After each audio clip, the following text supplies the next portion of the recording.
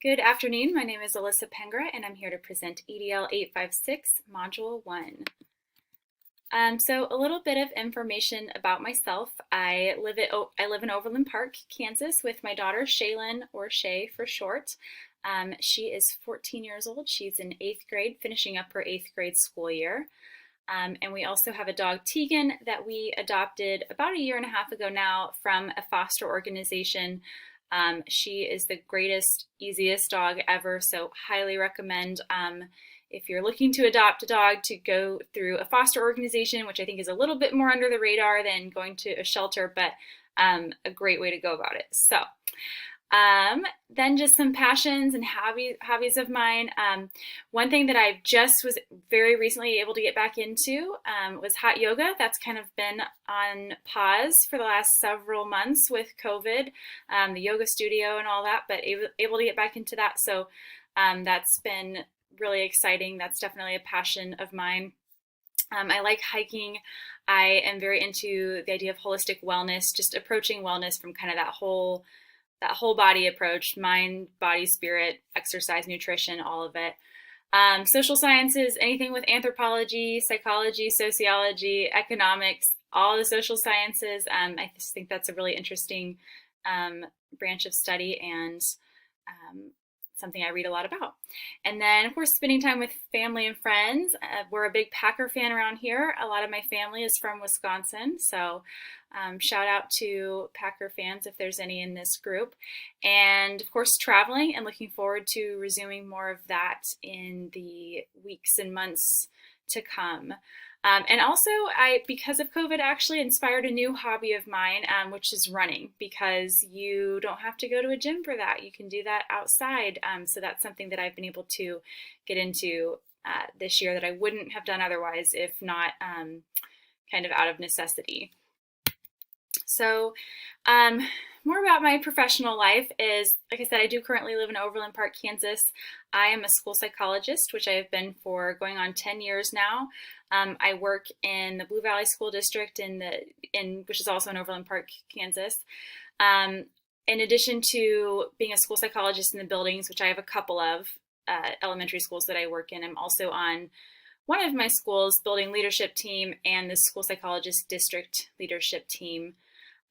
Before I moved to Overland Park, I grew up in the Salina, Kansas area, and I went to Topeka and Lawrence for my degrees and through college, and just kind of slowly made my way east, and we're almost to Missouri at this point.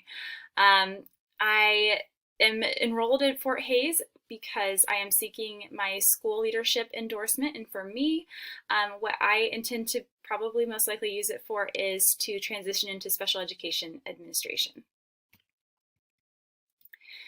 So talking about forms of communication, which was what the articles were about for this module. Forms of communication strategies that I currently use as a school psychologist, I think is, definitely different than what classroom teachers are doing. For me, a lot of the apps and things that they're using are super unfamiliar to me. So like, I know Seesaw is a regular. I've never used it. To be honest, I don't even entirely know how it works. But for me, the big ones, other than in-person communication, are email. I use that a lot.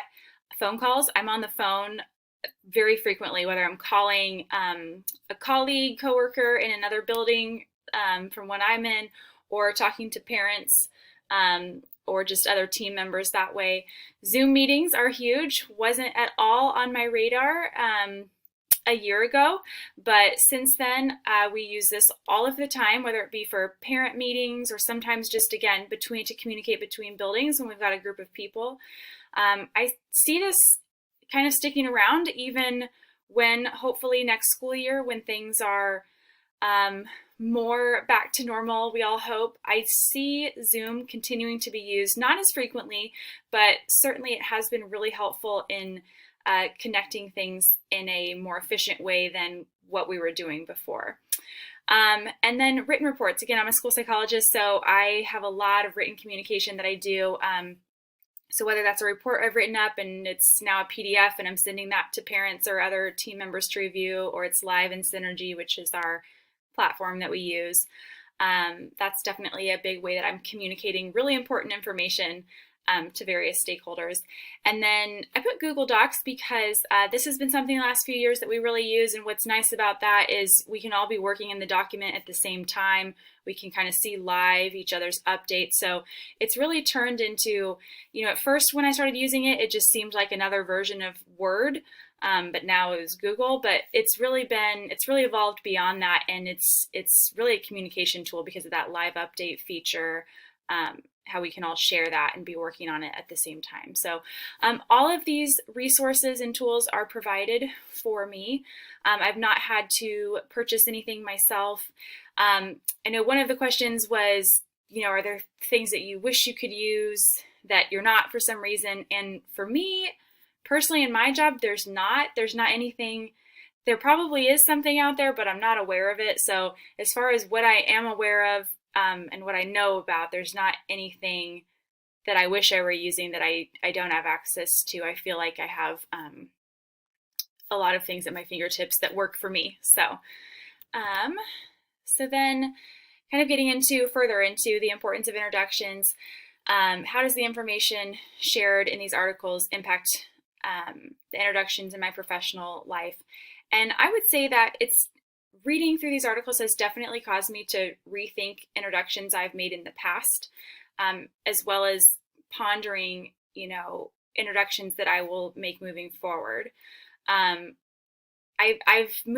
been in the same district for the last 10 years, but I have had the opportunity to move buildings throughout that time. And I definitely think, especially earlier on, I really missed some opportunities there with introducing myself, and just not making those connections the way that I could. And so I definitely am very aware of that and intend for that to go different when I do find myself in a new building or new district in the near future. What methods might I use to introduce myself as the new building leader? I think for starters, I think I will make an effort to make it more personal. That's something I've always held back on at work. I tend to be a little bit more of a private person, especially at work, and especially maybe in a large group context. If I'm just talking with someone, individually or a small group, I'm definitely very open if someone's asking me questions or that type of thing. But I'm a little bit more on the introverted side, so I'm usually not putting it out there a lot on just a lot of information about me. So I think that will be kind of an opportunity for growth for myself, again, and thinking about being in that leadership role, that new leadership role with completely new people, and how can I make a meaningful introduction where in the past I've maybe held back or even skipped that in certain contexts entirely. I think I like the idea of talking about what we hope to accomplish through our job and through our role and what we're good at solving, and kind of bringing that to the forefront. And I think focusing on aspects of the job that you are passionate about is important. I think that can certainly provide that enthusiasm when you're introducing yourself. If you can focus on, there's certainly we all have aspects of our job that we don't love, but if we can focus on what we are passionate about, I think that could make for a strong introduction. And then following a set of district strategic policies for communicating effectively, there's not any policies for that I'm aware of. Again, there might be more specific things that teachers are aware of and maybe certain expectations, but in my role, what has been more emphasized, and not in any formal way, but just over the years, different things, is professional communication. And I think particularly in the world of special education, unfortunately, kind of being very cognizant and careful of what you say, especially what you would put in writing. I know my previous special education director always said, never send an email that has anything in it that you wouldn't be comfortable with being on the front page of the Kansas City Star. And so it's just that mindfulness and constant awareness of what you say is really important, and it really matters, and you need to make sure that, especially if it's in the context of maybe you're upset about something, don't ever vent in an email. And there's a lot of times where if it's kind of maybe a more dicey situation or a more sensitive situation, it's best to pick up the phone and make that call, or have that communication in person if possible. So there's been conversation around professional communication, but not necessarily effective communication strategies in general. So then correlation to the standard is just that, of course, making this presentation is definitely pretty relevant to communicating through different means, and really just learning alternative perspectives on how to do introductions and evaluate what's been done in the past, what I've done in the past, and what I can change in the future. I think effective communication is definitely an essential part of being an effective leader. And then relevancy, it's definitely relevant because as a future building leader, we're going to have opportunities to make new introductions in new places, and first impressions can really set the tone and either help you get off to a great start, or on the other hand, a bad first impression can take a lot of time and effort to overcome and to make a better second impression. So I think the articles we reviewed for this assignment did help me gain a greater understanding of the importance of introductions, as well as ways to make them more engaging. And then reflection, just again, it's caused me to reflect on past introductions I've made or lack thereof, and the opportunities that I think I missed as a result.